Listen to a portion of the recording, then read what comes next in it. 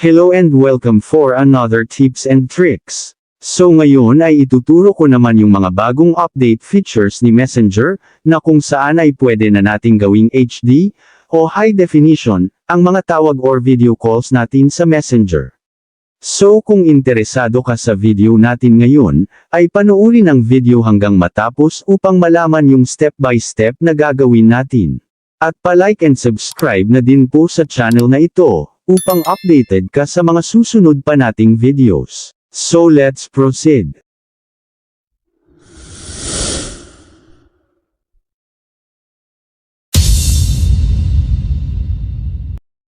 So una ay kailangan mo munang i-update ang Messenger application, upang updated ka once na may mga bagong features si Messenger. At para ma-update ang Messenger app, ay i-click ang Play Store. E-search ang Messenger.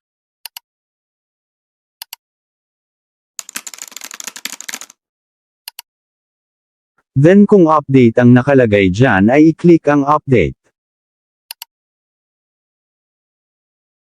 Pagkatapos ma-update ang Messenger app, ay i-click ang open.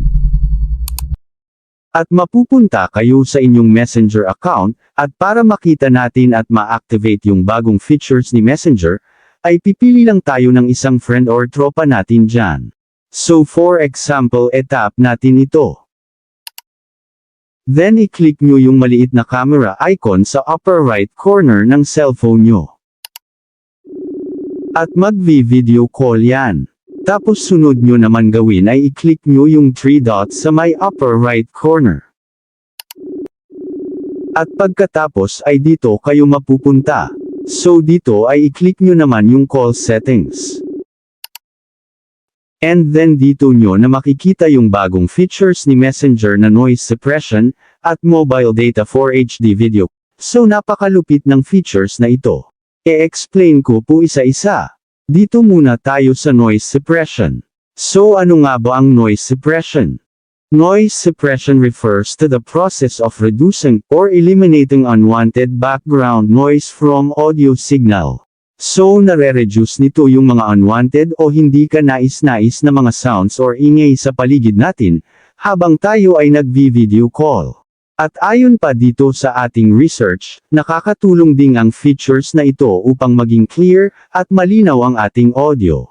So para maiwasan ang mga hindi ka nais-nais na mga tunog o ingay, at upang malinaw at clear ang quality ng audio natin habang nagvi-video call, ay i-turn on natin itong noise suppression.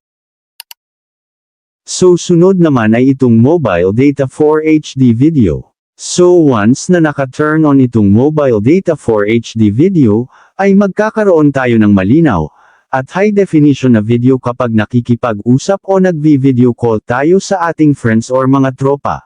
So napakaganda at napaka-astig ng bagong features na ito ni Messenger, malinaw at HD na ang ating video call. Hindi katulad dati na standard lang yung quality ng video natin. So kailangan nating i-activate ang bagong features na ito. Upang malinaw at high definition na yung ating video call, sa mga friends at tropa natin. So sana ay nakatulong ang video natin ngayon, at kung gusto mo ng mga ganitong video, ay pa-like and subscribe sa channel natin.